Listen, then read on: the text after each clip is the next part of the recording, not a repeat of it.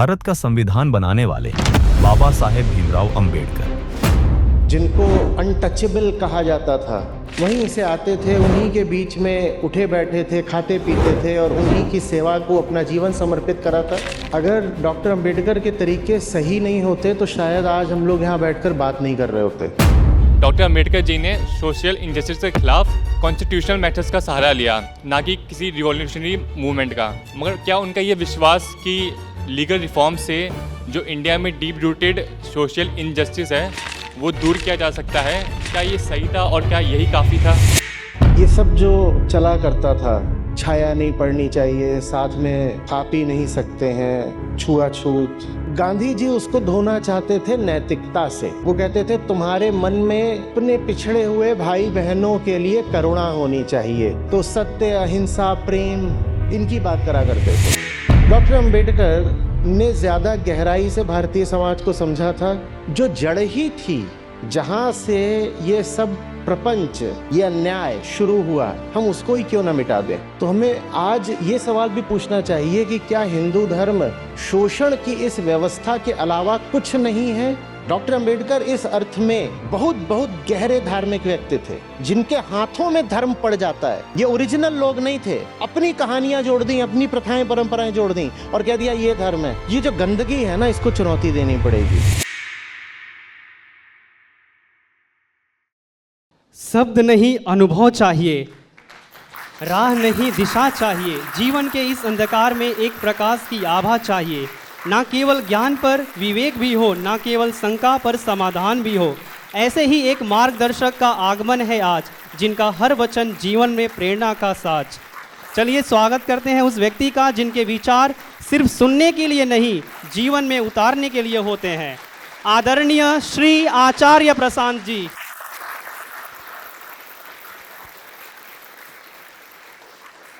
I request Anjali ma'am to kindly felicitate our today's chief guest.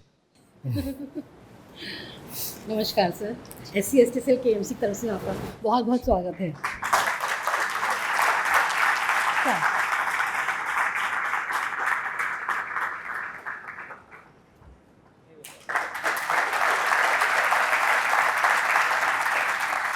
Now we are deeply honored to invite Adarnya Acharya Prasad ji to share his insights on today's theme, Ambedkar, the champion of social justice.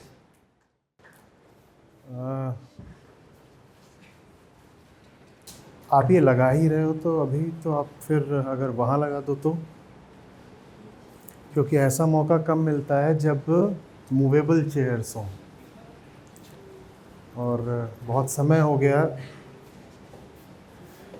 Students के साथ बैठे हुए भी। हाँ मतलब और अगर कोई असुविधा ना हो तो।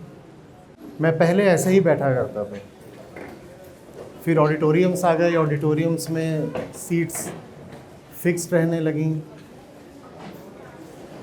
भाई वहाँ से जहाँ से भी विजिबिलिटी ना हो रही हो तो स्वागत है, आगे आ जाइएगा, ठीक है? हाँ दिख रहा हूँ।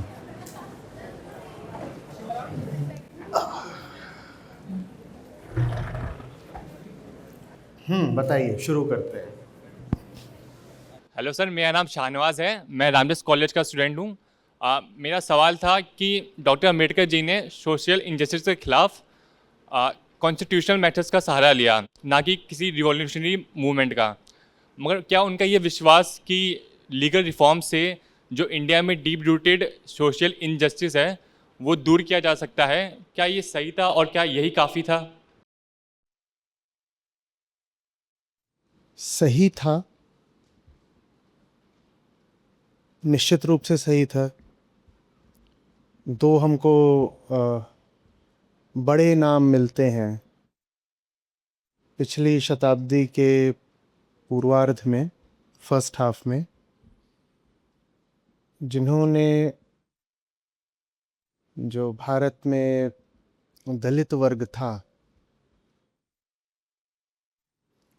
उसके उत्थान की बात करी और काम करा। डॉक्टर अंबेडकर, महात्मा गांधी। और गांधी जी कहा करते थे कि जो पुरानी ही वर्ण व्यवस्था है उसी का सुधार करके और नैतिक और आध्यात्मिक तरीके से जो कुरीतियां आ गई हैं समाज के भीतर उनको हटा सकते हैं। तो उन्होंने कहा हरिजन, उन्होंने कहा कि ये जो अस्पृश्यता है, अनटचेबिलिटी है, ये हिंदू धर्म के ऊपर कलंक की तरह है, इसको मिटाना चाहिए। पर उनका जो तरीका था वो ये था कि नैतिक, धार्मिक, पेटर्नलिस्टिक। डॉक्टर अंबेडकर ने कहा कि ऐसे नहीं होगा, इतना आसान नहीं है। वो स्वयं जानते थे, उन्होंने स्वयं भुगता भी था। उनकी बात ज़्यादा व्यवहारिक थी। उन्होंने कहा इंस्टीट्यूशनल सेफगार्ड्स चाहिए होंगे। और इंस्टीट्यूशनल सेफगार्ड्स में आ गए लीगल मेजर्स, कॉन्स्टिट्यूशनल मेजर्स, ये चीज़ें। तो डॉक्टर अंबेडकर का तरीका गांधी जी के तरीके के तुलना में पहले ही ज़्यादा रिवॉल्यूशनरी था। और इस हद तक रिवॉल्यूशनरी था कि जब पाया उन्होंने कि जो हिंदू धर्म है उसमें सुधार होता दिखाई दे नहीं रहा है, तो फिर उन्होंने कह दिया कि इसको त्याग ही दो। अगर ये सुधर नहीं सकते, सुधारने की कोशिश उन्होंने बहुत करी, बोले अगर सुधर नहीं सकते तो फिर अपना यहाँ पर शोषण कराने से कोई लाभ नहीं है। अब इस बात के लिए उस समय के जो और लोग थे जो जातिगत भेदभाव के खिलाफ संघर्ष कर रहे थे, इसके लिए वो तैयार नहीं होते। गांधी जी कभी सहमत नहीं थे। तो डॉक्टर अंबेडकर का तरीका रिवॉल्यूशनरी तो था ही अपने आप में। और उन्होंने जिन कॉन्स्टिट्यूशनल और लीगल सेफगार्ड्स की बात करी,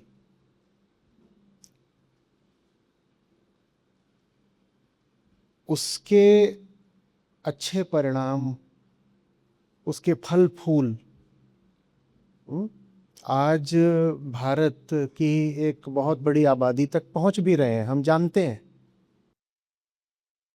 तो आपने पूछा कि क्या सही था?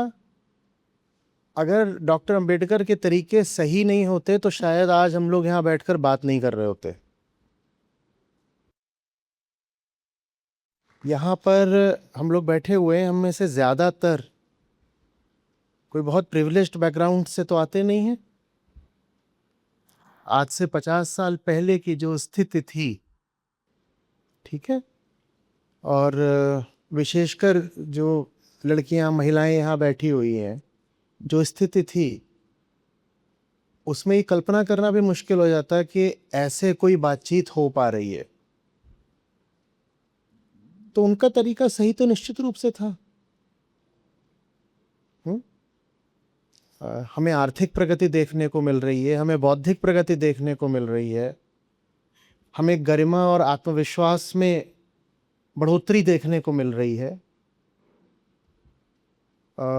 आप किसी भी सूचकांक पर, जो ह्यूमन डेवलपमेंट के इंडिकेटर्स होते हैं, देख लें तो आप यही पाओगे कि जिन वर्गों के लिए डॉक्टर अंबेडकर ने संघर्ष करा, वो आज आज़ादी की तुलना में बहुत बेहतर हालत में है। तो सही तो था ही तरीका, ठीक है। अब प्रश्न ये आता है कि क्या पर्याप्त था? और उसके लिए हमें ये पूछना पड़ेगा कि क्या भारत से जातिगत भेदभाव मिट गया? क्योंकि ये सब जो चला करता था, छाया नहीं पड़नी चाहिए, साथ में खा पी नहीं सकते हैं, छुआछूत, इसका विरोध तो इतने लोगों ने करा है कि ये बात गलत है, ये बात गलत है, ये बात गलत है। डॉक्टर अंबेडकर उनमें अग्रणी हैं और उनके साथ और भी बहुत बड़े बड़े नाम हैं। असल में कोई भी आदमी जो बिल्कुल ही दिमाग से सिरफिरा ना हो गया हो, वो समर्थन तो कर नहीं सकता जातिगत कुरीतियों का। तो विरोध तो सभी ने करा और करेंगे भी। और ऐसा भी नहीं कि सब जो विरोध कर रहे थे वो कोई नाटक कर रहे थे या बस ऊपर ऊपर की बात कर रहे थे। ज़्यादातर लोगों को जो चल रहा था और अभी भी चल रहा है कुछ हद तक, वो दिल से बुरा लगा। तो विरोध तो सबने करा, लेकिन विरोध के बाद भी आज हम पहुँचे कहाँ तक हैं, इस प्रश्न का उत्तर बताएगा कि जो सिर्फ लीगल, इंस्टीट्यूशनल, कॉन्स्टिट्यूशनल तरीके होते हैं वो पर्याप्त, सफिशिएंट होते हैं कि नहीं होते हैं। ये तो पक्का है कि वो ज़रूरी होते हैं, लेकिन नेसेसरी होना और सफिशिएंट होना ये दोनों अलग अलग बातें हैं। ये पक्का है कि जितने आपको विधि से, कानून से सेफगार्ड्स मिले, मदद मिली, सहायता, प्रोत्साहन मिला, उसके बिना तो काम चलना ही नहीं था, ये तो पक्का है। लेकिन हम ये पूछना चाहते हैं कि आज जैसा काम चल रहा है, हम क्या उतने भर से संतुष्ट हैं? क्या भारत से जाति के आधार पर भेदभाव या लिंग के आधार पर क्या वो मिट पाया है? कितने साल हो गए आज़ादी के? और जाति के खिलाफ चेतना उठनी शुरू हुई थी, उस घटना के कितने साल बीत चुके हैं? जब पहली बार देश में किसी को, बहुत छोटे से एक वर्ग को, कुछ चंद गिने चुने लोगों को ये बात समझ में आनी शुरू हुई थी कि भाई ये सब चला आ रहा है अतीत से, लेकिन ये ठीक नहीं है, ठीक तो छोड़ दो, इनमें गहरा अत्याचार है। उस बात को कितने साल बीत चुके हैं? 150 साल, कम से कम 150 साल। अब 200 साल ज्यादा सही बोल रहे हो, 200 सही बोला। जब आप बात करोगे महात्मा फुले की तो आपको, लेकिन आज भी एक विचित्र किस्म की स्थिति आप भारत में पाते हो कि नहीं पाते हो? तो माने जो कुछ हुआ है वो पर्याप्त नहीं है। हम उन महापुरुषों को नमन करते हैं जिन्होंने भारत से इस चीज को हटाने के लिए एड़ी चोटी का जोर लगा दिया, और वो पूरी एक श्रृंखला रही है। ठीक है, हम उनके प्रयासों का पूरा सम्मान करते हैं और उनके सम्मानों के फलस्वरूप ही हम कह रहे हैं कि आज हम लोग ऐसे बैठ करके बात कर पा रहे हैं। लेकिन हमें यह भी देखना होगा कि ये जो कीचड़ है ये धुला नहीं है अभी। क्यों नहीं धुला है? गांधी जी उसको धोना चाहते थे नैतिकता से। वो कहते थे तुम्हारे मन में अपने पिछड़े हुए भाई बहनों के लिए करुणा होनी चाहिए। तो सत्य, अहिंसा, प्रेम, इनकी बात करा करते थे। क्या उससे बात बन पाई? नहीं बन पाई, उतना पर्याप्त नहीं हुआ। क्यों नहीं हुआ? क्योंकि आपने तो कह दिया कि सत्य ये है कि इंसान और इंसान बराबर होता है, सत्य ये है कि एक ही ईश्वर ने सबको बनाया है, तो सब उसी के बच्चे हैं, तो हरिजन हैं, इस अर्थ में आपने कह तो दिया। और ऊपर ऊपर से हो सकता है कि मैं मान भी लूं, पर भीतर मेरे कुछ और ही पुरानी मान्यताएं बैठी हैं जो बहुत गहरी जड़ लिए हुए हैं। तो मैं आपकी बात मानूंगा भी। मेरे सामने महात्मा गांधी खड़े हुए हैं, कुछ बात बोल रहे हैं, उनके व्यक्तित्व का इतना प्रभाव होगा और उनकी बात जो है नैतिक वजन इतना रखती है कि मैं मान लूंगा, ऊपर ऊपर से मान लूंगा, लेकिन भीतरी सफाई तो मेरी नहीं हो पाई ना। तो ये यहां वहां पर बाधा आ गई। डॉक्टर अंबेडकर ने ज्यादा गहराई से भारतीय समाज को समझा था, जिनको अनटचेबल कहा जाता था। वहीं से आते थे, उन्हीं के बीच में उठे बैठे थे, खाते पीते थे और उन्हीं की सेवा को अपना जीवन समर्पित करा था। तो ज्यादा बारीकी से, ज्यादा सूक्ष्मता से समझते थे कि बात क्या है। और जैसे किसी भी व्यक्ति जिसके जिसके जिसके दर्द लगता है दिल में, वो चाहेगा ना कि जल्दी से जल्दी उपचार हो जाए। तो उन्होंने कहा कि जल्दी से जल्दी उपचार हो, और उसका तरीका ये है कि पहले उन्होंने बात करी सेपरेट इलेक्टोरेट्स की, फिर उन्होंने कहा कि नहीं, हिंदुओं से अलग ही गिनो। अंग्रेज़ों के सामने भी जाकर ये बात करी, आज़ादी से पहले भी। फिर उन्होंने तमाम तरीके के आरक्षण की बात करी। फिर उन्होंने संगठित होने पर और शिक्षा पर बहुत जोर दिया। ये सब उन्होंने करा। और फिर अंत में मृत्यु से बस 2 माह पहले उन्होंने कहा धर्मांतरण। वो ये सब कर रहे थे। ये क्यों कर रहे हैं? क्योंकि आसपास जो देख रहे हैं उनको बुरा लग रहा है। तो कह रहे हैं कि जल्दी से स्थिति बदलनी चाहिए, जल्दी से हालत बदलनी चाहिए। लेकिन जल्दी से हालत बदल तो नहीं पाई। बदली है, पर उतनी नहीं बदली है जितना हम चाहें। ठीक है ना? वास्तव में हालत अगर पूरी तरह बदल गई होती तो हमें आज ऐसे बात करने की जरूरत भी ना होती। सोचिएगा, है ना? अगर हालत सचमुच बदल गई होती पूरे तरीके से, तो सब भेदभाव मिट गए होते। ना कोई इस जाति इस वर्ण का होता, ना उसका होता, ना उसका होता। तो हम सब मौज कर रहे होते और इस बैठक की भी कोई जरूरत होती नहीं, है ना? पर वो नहीं मिटा। क्यों नहीं मिटा? क्योंकि गांधी जी कहते थे कि नैतिकता के बल से मिटाएंगे। डॉक्टर अंबेडकर ने कहा कानून के बल से मिटाएंगे। अब कानून के बल से आप उतनी बातें तो मान लोगे जितना कानून आपके लिए आवश्यक या अनिवार्य करता है। समझे? कानून आपके लिए अनिवार्य कर देता है, उदाहरण के लिए, कि दलित वर्ग से, मैं सरकारी नौकरी में हूं, दलित वर्ग से अगर कोई मेरा बॉस बन गया तो मुझे उसके आदेश मानने पड़ेंगे ना। और नहीं मानूंगा तो मेरी नौकरी जाएगी। तो उतना तो मैं करूंगा क्योंकि कानूनी बात है भाई। ठीक है? कानून ने कह दिया कि इतनी पोजीशंस हैं, इतनी सीटें खाली हैं, तो इसमें हक बनता है इतने लोगों को यहाँ पे आरक्षण दे दो, ऐसे ऐसे। तो आरक्षण दे दिया जाएगा कानूनी तरीके से, ये सब हो जाएगा। और उससे तरक्की भी आएगी, उससे आत्मसम्मान भी बढ़ेगा, बहुत कुछ होगा। लेकिन एक चीज फंसी रह जाएगी, और लगभग वही चीज जो गांधी जी के तरीकों में फंसी रह जाती है। कौन सी चीज फंसी रह जाएगी? प्रेम तो नहीं आ जाएगा ना।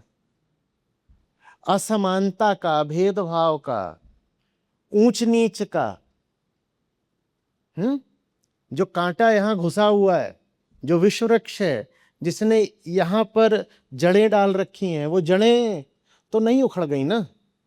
तो वो जड़ें अभी भी मौजूद हैं, वो जड़ें अभी भी मौजूद हैं। बात आ रही है समझ में? और वो जड़ें तभी हटेंगी जब हमें समझ में ही आ जाए, बिल्कुल गहराई से हम जान लें कि ये जो पूरी बात ही है, पूरा कॉन्सेप्ट ही है कि कोई ऊपर हो सकता है, कोई नीचे हो सकता है, किसी के कर्तव्य, उसका पूरा जीवन उसके जन्म से ही निर्धारित करे जा सकते हैं। ये बात ही मूर्खता की है। और जब हमें सच्चाई के लिए इतना आदर भी आ जाए कि मैं कहूं कि मुझे अगर एक घर में पैदा होने के कारण कुछ प्रिविलेजेस मिल रही हैं तो मुझे नहीं लेनी, ये बात मेरी गरिमा के खिलाफ है।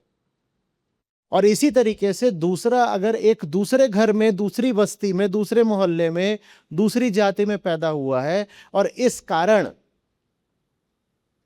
उसको कुछ विरोध, कुछ बाधाएं, कुछ दुश्वारियां झेलनी पड़ रही हैं, तो मैं ये भी नहीं होने दूंगा, ये बात भी मेरी गरिमा के खिलाफ है। जब हम ऐसे हो जाएंगे तब हम कह सकते हैं कि स्थिति पर्याप्त रूप से बदल गई। बात समझ रहे हो? जिस दिन जातिगत आइडेंटिफिकेशन ही बंद कर दे इंसान, आप उस दिन कहोगे ना कि स्थिति बदल गई, एकदम ही बदल गई। अन्यथा अभी हालत ये है कि वो जो डिविजन्स हैं, भेद हैं, वो तो बने हुए हैं। हम कह रहे हैं कि एक वर्ग ये है और एक वर्ग ये है, हैव्स एंड हैव नॉट्स। हम कह रहे हैं कि पहले ऐसा था, पहले ऐसा था, माने ऐसा था माने क्या? एक बहुत ऊपर है और एक बहुत नीचे है, और अब हम क्या कर रहे हैं? अब हम ये करने की कोशिश कर रहे हैं, पर ये तो नहीं हो पा रहा ना। बात समझ में आ रही है? हैं तो अभी भी दोनों, हैं तो अभी भी दोनों अलग अलग ही ना। और जहां ये अलगाव होता है, ये डुअलिटी होती है, ये डिसोनेंस होता है, वहां फिर कन्फ्लिक्ट भी होती ही है। बात आ रही है समझ में? वहां कन्फ्लिक्ट भी होती ही है। इन दोनों को अगर हमने वास्तव में एक देखा होता तो ये दो अलग अलग कैसे रह जाते? ये शरीर है और ये शरीर के भीतर की सामग्री है। तुम बताओ, कोई फर्क दिख रहा है? कोई फर्क है? उसी मिट्टी से हर कोई यहां उठा है, जिस मिट्टी से तुम उठे हो, मैं उठा हूं, ठीक है? और उसी मिट्टी में वापस भी चले जाना है। तो फर्क क्या है इन दोनों में?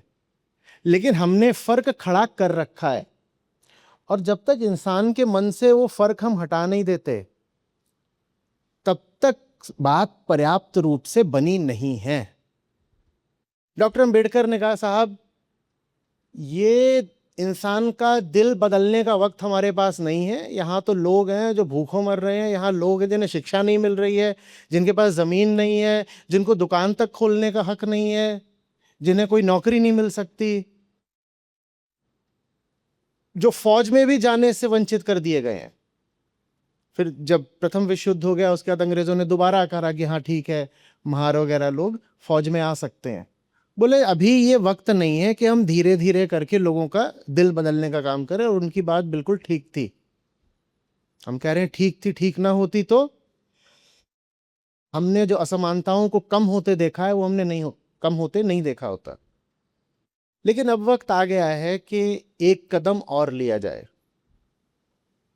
और वो कदम यह है कि जो जड़ ही थी, जहां से ये सब प्रपंच, ये अन्याय शुरू हुआ, हम उसको ही क्यों ना मिटा दें।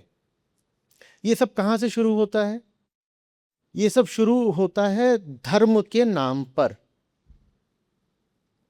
इसका जस्टिफिकेशन यही तो दिया जाता है ना कि साहब ये सब कुछ तो शास्त्रों में लिखा हुआ है, ये सब तो शास्त्रों में लिखा हुआ है। क्यों ना हम सीधे वहीं पर हमला बोलें जहां हमें कहा जाता है कि ये सब लिखा हुआ है। क्यों ना हम वहां जाकर के पूछें कि बताओ अच्छा कहां लिखा हुआ है, और जहां लिखा हुआ है वो जगह फिर शास्त्र कहलाने के लायक भी है क्या, और शास्त्र की परिभाषा क्या होती है, हम क्यों ना ये पूछें। क्योंकि अगर इस भेदभाव की शुरुआत वहां है तो अंत भी फिर वहीं करना पड़ेगा ना। देखिए एक बात समझिए, डॉक्टर अंबेडकर ने भी ये नहीं कहा था कि हिंदू धर्म छोड़ करके एथीस्ट हो जाओ, एग्नोस्टिक हो जाओ, नास्तिक हो जाओ। उनके साफ वक्तव्य हैं जहां वो मनुष्य के लिए धर्म की अपरिहार्यता पर जोर देते हैं। कहते धर्म तो चाहिए, और धर्मों में जो धर्म उनको समता मूलक लगा, बहुत उन्होंने प्रयोग करे, बहुत खोजा, बहुत देखा, जो धर्म उनको समता मूलक दिखाई दिया, बौद्ध धर्म, उन्होंने उसको चुना। पर उन्होंने ये भी साफ कहा कि धर्म तो चाहिए होगा।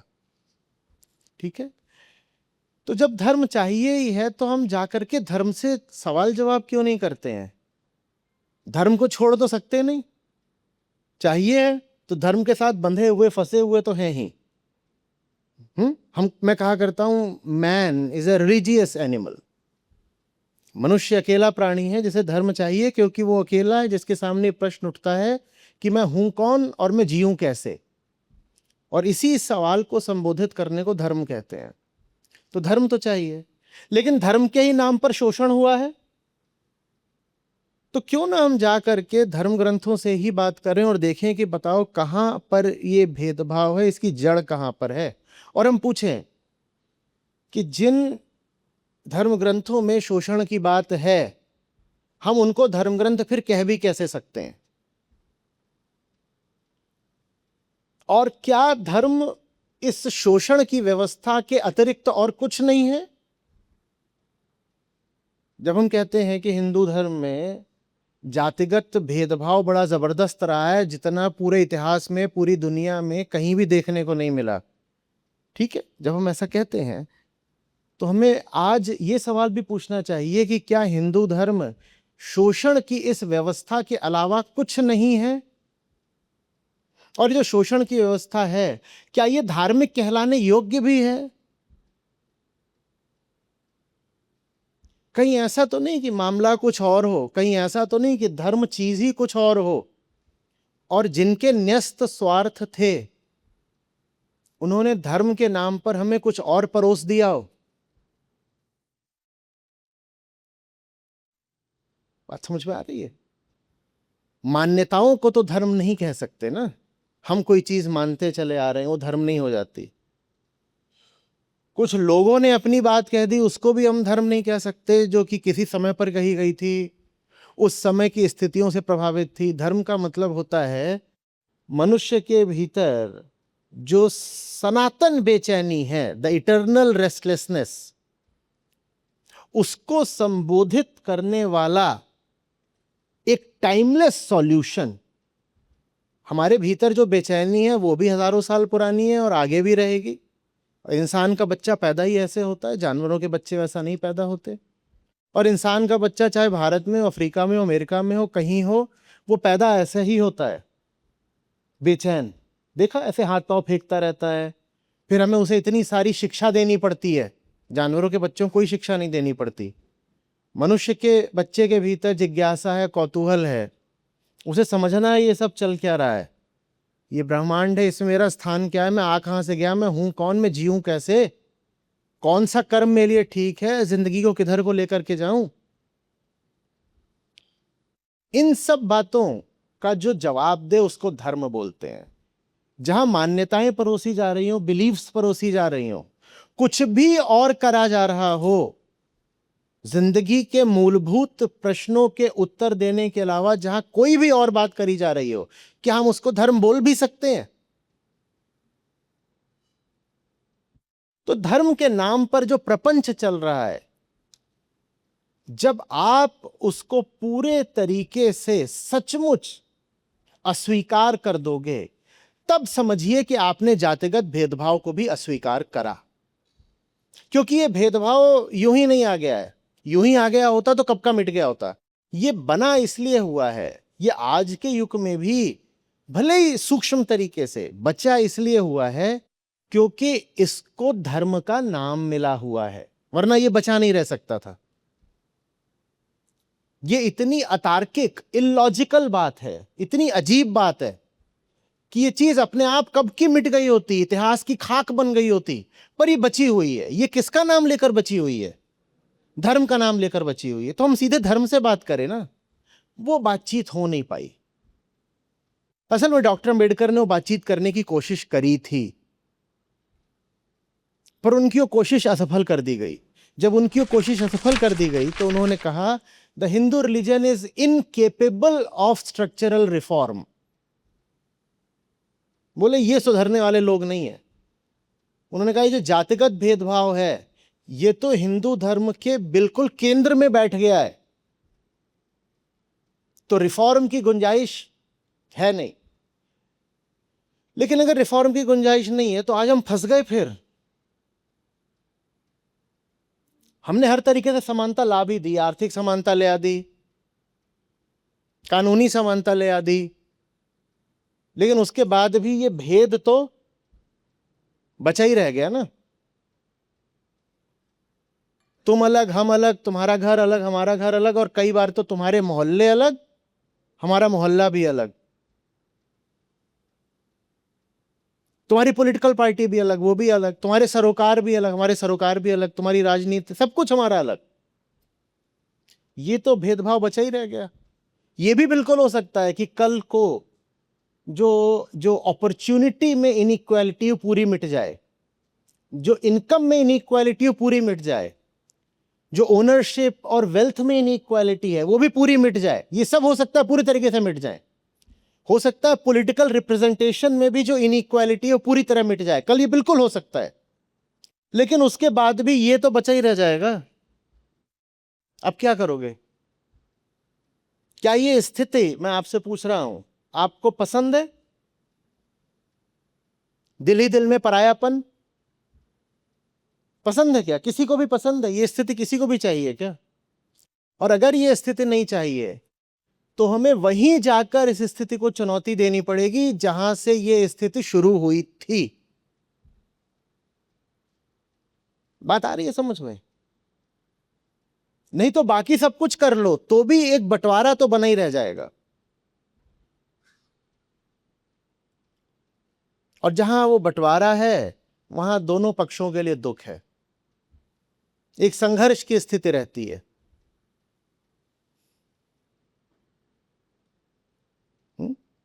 देखिए, धर्म की जो परिभाषा ही है ना उसमें बड़ी गड़बड़ हो गई है।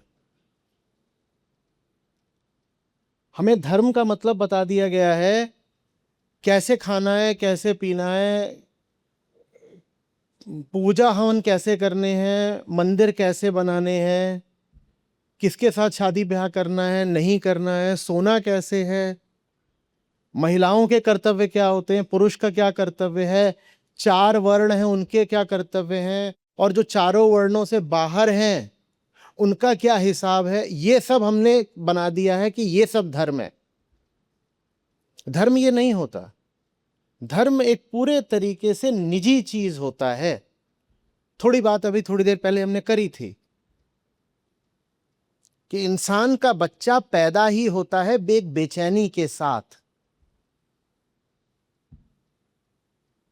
उस बेचैनी को संबोधित करने का नाम धर्म है। और धर्म में अगर इसके अलावा कोई बात हो रही हो तो बकवास है।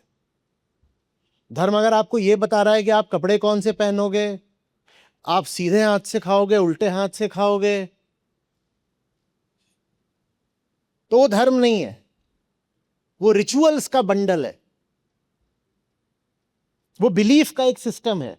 और रिचुअल्स और बिलीफ्स के साथ बात यह है कि ये तो हर शताब्दी में बदलते रहते हैं। शताब्दी ज्यादा लंबा समय, अब तो हर 10 साल में बदलते हैं साहब, फैशन की तरह। इसी तरीके से धर्म को संस्कृति यानी कल्चर के साथ भी मिलाकर नहीं देखा जाना चाहिए। वो भी तो लगातार बदलता ही रहता है। हमारे माँ बाप के समय में जो कल्चर चल रहा था आज चल रहा है क्या? तो वो भी तो बदल ही गया।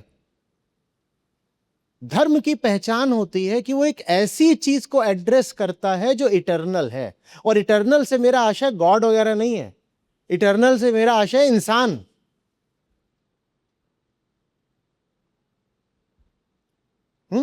इंसान के लिए धर्म है ना, डायनासोर के लिए तो धर्म होता नहीं। या कभी सुना है कि केचुए का ये धर्म है, छिपकली का ये धर्म है, हाथी का ये धर्म है? ऐसा तो कुछ होता नहीं। धर्म की सारी बात किसके लिए? इंसान के लिए है। क्योंकि हमारी बनावट में कुछ ऐसा है जो पूर्णता मांगता है। वो पूर्णता पैसे से नहीं मिल पाती, ज्ञान से नहीं मिल पाती, कंजम्पशन से नहीं मिल पाती, कोई आपको आदर सम्मान दे उससे भी नहीं मिल पाती। कुछ और है जो हमें चाहिए। वो और क्या है जो हमें चाहिए? हमारी जो सबसे मौलिक खोज है वो चीज क्या है? इस सवाल का जवाब देने का नाम धर्म होता है। इंसान को इंसान से बांटने का नाम धर्म होता ही नहीं। तो अगर हम इसी बात को संबोधित करें और समाज में धर्म की जो परिभाषा ही है उसको बदल दें, तभी जाकर के वो काम हो पाएगा जिस काम की शुरुआत आज से 2 शताब्दियों पहले हुई थी, पर वो काम पड़ा अभी तक अधूरा है। देखो, और वो काम नहीं करोगे तो नतीजा क्या निकलेगा? वो काम नहीं करोगे तो नतीजा ये निकलेगा कि मुसलमानों में भी जातियां हैं, सिखों में भी जातियां हैं और बौद्धों में भी भेदभाव है। इंसान फिर धर्म के नाम पर अपने संकीर्ण स्वार्थों को फैला देता है, और वो जो संकीर्ण स्वार्थ हैं वो थोड़े सम्माननीय हो जाएं तो उनको ये भी नहीं कहता कि ये तो मेरे स्वार्थ हैं, वो कहता है मेरा स्वार्थ नहीं है, ये तो धर्म है, ये तो धर्म है।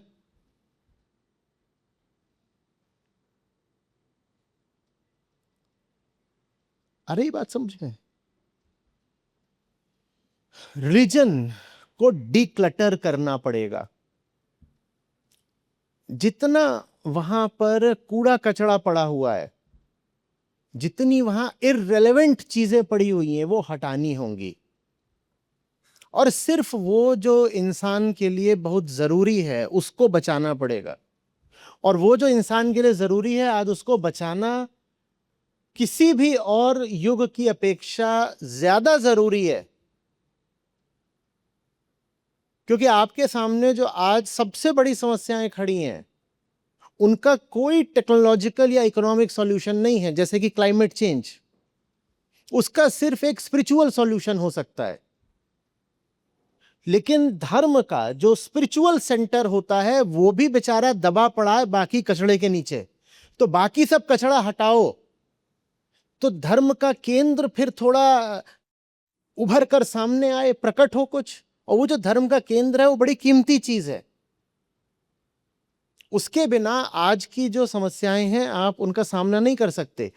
वो तो है ही कि उसके बिना जो हमारी दिली बेचैनी है वो भी नहीं हटेगी, लेकिन उसके बिना बाहर की भी जो समस्याएं हैं वो भी नहीं हल होने वाली। दो तरफा नुकसान हो रहा है। धर्म के नाम पर जितने ये प्रपंच और रस्मो रिवाज और प्रथा और परंपरा और नालायकियां चल रहे हैं, उससे दो तरफा नुकसान है। पहला, जो चल रहा है वो नुकसान दे रहा है। दूसरा, ये सब जो कचड़ा है, इस कचड़े ने अपने नीचे हीरे को बिल्कुल दबा दिया है, छुपा दिया है, तो हम उस हीरे से भी वंचित रह जा रहे हैं। ये दो तरफा नुकसान है। तो सफाई करनी पड़ेगी, और तब जाकर के हम कह पाएंगे कि वो जो पूरा काम था, जो शुरू हुआ था, वो अब अपने समापन को पा रहा है, अपने निष्कर्ष को पा रहा है। नहीं तो अभी अभी काम अधूरा है। काम काफी आगे तक बढ़ा है, यात्रा दूर तक आई है, पर अभी अधूरी है। Thank you. सर, धर्म हमें चाहिए क्योंकि सफरिंग हो रही है, और तो हमारे अंदर ऐसा और क्या दूसरी चीज़ है जिसकी वजह से सफरिंग के बावजूद हम किसी और चीज़ को धर्म की तरह एक्सेप्ट कर ले रहे हैं? मतलब चल तो तभी रहा है क्योंकि एक्सेप्ट कर रहे हैं। हाँ, तो जानने वालों ने कहा है कि आपके भीतर दो बैठे हुए हैं। एक जो बहुत बहुत लंबे समय से, पहले वो एक तालाब में था छोटा सा, फिर और बड़ा हुआ तो जंगल में गया, फिर वो और जंगलों की यात्रा करता रहा, घूमता रहा, पूरी दुनिया में फैल गया। एक वो है, वो बड़ा बड़ा पुराना जानवर है, वो करोड़ों नहीं अरबों साल पुराना जानवर है। 4 बिलियन साल हो गए ना जब पृथ्वी पर जीवन की पहली बिल्कुल छोटी सी शुरुआत हुई थी, तो उतना पुराना जानवर है।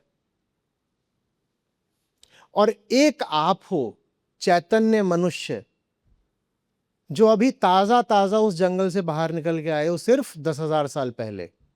हमारे भीतर दोनों बैठे हुए हैं। वो जानवर जो हमारे शरीर में बैठा हुआ है, और वो चेतना जो नवजात है, नई नई है। और इन दोनों के बीच क्या चलती रहती है? रसाकशी चलती रहती है। ये आपने अपने रोजमर्रा के जीवन में भी अनुभव करा है कि नहीं करा है? आपको अच्छे से पता होता है चेतना के तौर पर, कॉन्शियसनेस के तौर पर, कि आपको पढ़ाई करनी है, आपको पढ़ाई करनी है। और ये जानवर क्या बोलता है?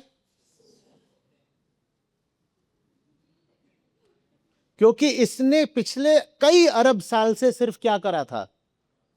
खाया था। आज भी जंगल में क्या होता है? खाओ, सो और अपनी प्रजाति आगे बढ़ाओ। इसके अलावा ये कुछ करता है? खाना, सोना, सेक्स, कुछ नहीं। अनुभव करा कि आप कोई बहुत ऊंचा काम करना चाहते हैं, आप कोई पेपर लिख रहे हैं, आपको सबमिट करना है, आपने तय करा है कि सुबह जॉगिंग करने जाओगे, कुछ छोटी सी बात, सुबह आपकी ट्रेन या फ्लाइट हो सकती है, और जानवर क्या बोल रहा है? इतने नहीं, आपने अलार्म भी लगा दिया कि जानवर का कान एकदम गुर्र, तो अलार्म। तो हमारे भीतर दोनों बैठे हुए हैं। आध्यात्मिक तौर पर इसको कह देते हैं आदत और प्रेम। जिसको अभी मैंने कहा ना, जानवर और चेतना, उसको कह देते हैं आदत और प्रेम। तो इंसान का जीवन इन दोनों के बीच का संघर्ष है। एक आपकी आदिम आदत है, primitive, ancient habit. The ancient habit is to just eat, sleep, reproduce and further your genes. और प्रेम किससे है? प्रेम है सच्चाई के प्रति, उड़ान के प्रति, मैं कुछ बेहतर हो पाऊं। जानवर तो नहीं बेहतर होना चाहता, जानवर तो मिट्टी पे सो जाता है। अभी गर्मी बहुत आ गई है तो हम देखेंगे क्या करते हैं जानवर। कुत्ते क्या करते हैं? कुत्ते, खरगोश, ये सब क्या करेंगे अब? बल्कि अब इनको गर्मी बहुत लगेगी तो जहां पर कीचड़ होगा वहां पानी के मारे थोड़ी ठंडक होती है तो और कीचड़ में जाकर लौटेंगे। ये जानवर का काम है। लेकिन हमारे भीतर कोई बैठा है दूसरा जिसको कीचड़ पसंद नहीं है। वो कहता है मुझे आसमान चाहिए, आसमान चाहिए। लेकिन जीतता 99% मामलों में कौन है? अपने अनुभव से बताइए। जानवर ही जीतता है। तो धर्म इसलिए होता है ताकि हम उस जानवर को समझ सकें। मारना वारना नहीं है उसको, दबाना भी नहीं है उसको, समझना है। तो धर्म होता है खुद को समझने के लिए, ताकि आपकी चेतना उड़ान ले सके। समझ में आ रही बात? और यही दो कोटियों के लोग होते हैं दुनिया में। एक वो जो अपने पुराने ढर्रों पर चल रहे हैं, इनको आप बोल सकते हो कि अधार्मिक लोग हैं। वो पुराने ढर्रे दो तरीके के हो सकते हैं। वे बहुत रोचक लगेगी बहुत लोगों को बात। जो पुराने शारीरिक ढर्रे पर चल रहा है वो तो अधार्मिक है ही। जो पुराने सामाजिक ढर्रे पर भी चल रहा है वो भी अधार्मिक है।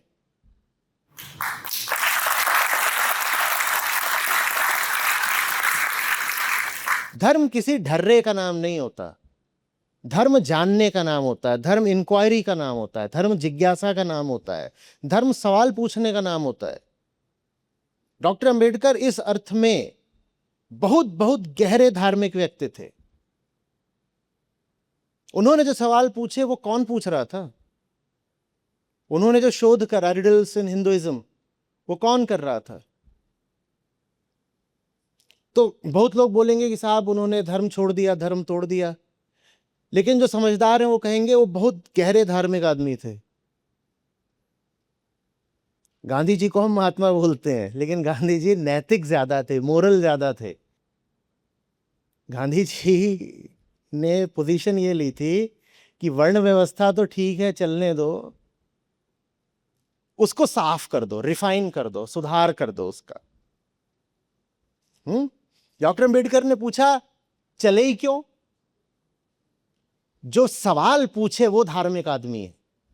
जो पुरानी परिपाटी को ढोता चला आ रहा है वो तो अधार्मिक है, वो तो अधार्मिक है। बात समझ में आ रही है? कुछ भी सिर्फ इसलिए ठीक है कि पहले से चल रहा है, जिसने ऐसा कह दिया उसको तुरंत बोलो वो अधार्मिक है, भले ही उसने धार्मिकता के कितने भी प्रतीक पहन रखे हों। कुछ भी उसने लगा रखा हो, उसने कहा मैंने फलाने तरीके का कपड़ा पहन रखा है, माला पहन रखी है, तिलक लगा रखा है, कुछ भी वो बोले कि मैं तो बहुत धार्मिक आदमी हूं और दुनिया के किसी भी हिस्से से आ रहा हो, लेकिन अगर वो कह रहा है कि मुझे पुरानी ही बात पकड़ कर रखनी है, तो ये धार्मिकता नहीं होती है। तो पशु भी कर लेता है। 5000 साल पहले जो हाथी था और आज जो हाथी है, उसमें कुछ अंतर आया क्या? तो आज का हाथी क्या कर रहा है? बिल्कुल वही जो 5000 साल पहले का हाथी कर रहा था। तो इसलिए हम कहते हैं कि धर्म नहीं है उसके पास, वो पशु है। आप भी अगर वैसे ही जी रहे हो जैसे 5000 साल पहले का पूरा खेल था, तो फिर आप धार्मिक नहीं हो, आप पशु हो।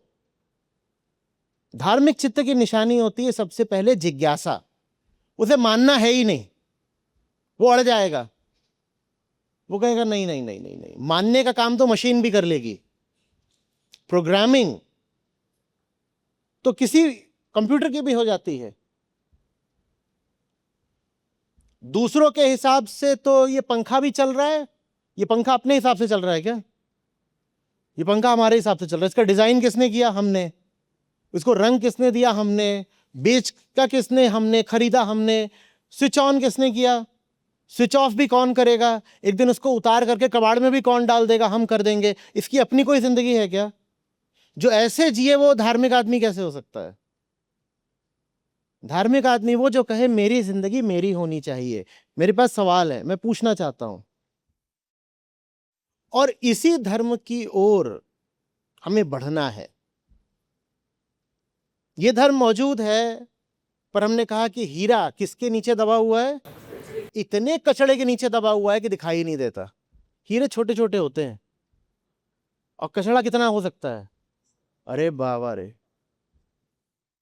और वो कचड़ा उन्होंने नहीं दिया है जिनसे कभी भी धर्म का उद्गम है, सोर्स है। वो कचड़ा मालूम है कौन देता है? जिनके हाथों में धर्म पड़ जाता है। ये ओरिजिनल लोग नहीं थे, ये क्रिएटिव लोग नहीं थे। इन्हें दूसरे की चीज मिल गई, और वो चीज इतनी जबरदस्त थी कि पहली बात तो इनकी समझ से बाहर की थी, और दूसरी बात अगर समझ भी जाएं तो इनकी हिम्मत से बाहर की थी कि उसको जिए। तो इन्होंने क्या करा? इन्होंने उस चीज को डाइल्यूट कर दिया, करप्ट कर दिया, कुछ और ही बना दिया। अपनी कहानियां जोड़ दी, अपनी प्रथाएं परंपराएं जोड़ दी, और कह दिया ये धर्म है। और इस पूरे चक्कर में जो असली चीज थी वो गुमनाम हो गई, उससे कोई पूछने वाला नहीं। ये जो गंदगी है ना, इसको चुनौती देनी पड़ेगी। आप अपने भीतर अंधविश्वास रखे रहो। आपको सवाल पूछने में आज भी अगर हिचक होती हो, डर लगता हो, आप भी कह रहे हो कि अब हम पैदा हुए हैं तो लाइफ तो ऐसे ही जीनी है ना, इतने साल तक ऐसे करना है, फिर ऐसे कर लेना है, फिर ये वाली जॉब भी करनी है। और क्यों करनी है? क्योंकि बगल वाले भैया ने बता दी। और उसके बाद इतने साल में अब तो शादी करनी है, फिर ऐसे करना है, फिर हैप्पी सेटल्ड लाइफ होनी चाहिए। आप ये सब बातें कर रहे हो, तो आप भी वही कर रहे हो जो इतने सालों तक शोषण, शोषक और शोषित ये खेल चलता रहा। क्योंकि वो खेल भी क्या बोलकर चल रहा था? हमेशा से यही तो होता आया है। और आप भी आज अगर बोल रहे हो कि मुझे वही करना है जो सब अगल बगल वाले करते हैं, बस वो खेल थोड़ा बदल गया है। तब ये था कि दूसरे को दबा दो, उसके ऊपर चढ़ बैठो, उससे जबरदस्ती मजदूरी कराओ, उससे मैला ढुलवाओ, तब ये था। उसे पढ़ने मत दो। आज वो खेल ये हो सकता है कि सब जो आसपास दूसरी चीजें कर रहे हैं मुझे वो करनी है। तो आप आज भी खेल तो पुराना ही चला रहे हो। पुराने और आज के खेल में, दोनों में समानता ये है कि न पुराने आदमी ने पूछा कि पर ये सब क्यों, किसके लिए, कौन है जो मेरा भाग्य विधाता है, किसने मेरे लिए नियम बना दिए। मेरी जिंदगी है, मैं आजाद सवाल तो पूछ सकता हूं, कम से कम जवाब मिले ना मिले। ना उस आदमी ने पूछे थे आज से 500 साल पहले वाले, 2000 साल पहले वाले ने, ना आज आप पूछ रहे हो। तो फिर बदला क्या? हाँ, बाहर बाहर से चीजें बदल जाएंगी, आर्थिक प्रगति हो जाएगी, नौकरियां वगैरह दिखाई देंगी कि मिल रही हैं, लोगों के पास गाड़ी आ गई, पैसा आ गया, अंग्रेजी बोलना शुरू कर दी, कोई बाहर जाकर एजुकेशन ले रहा है, ये सब आपको दिखाई देगा, ये हो रहा है। पर भीतर ही भीतर बात पुरानी ही रह जाएगी।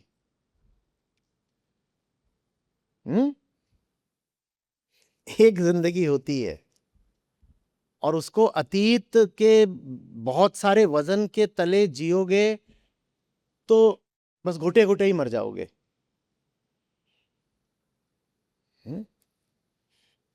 अतीत के दो तरह के वजनों की बात करी है हमने। सबसे बड़ा और पहला वजन कौन सा है?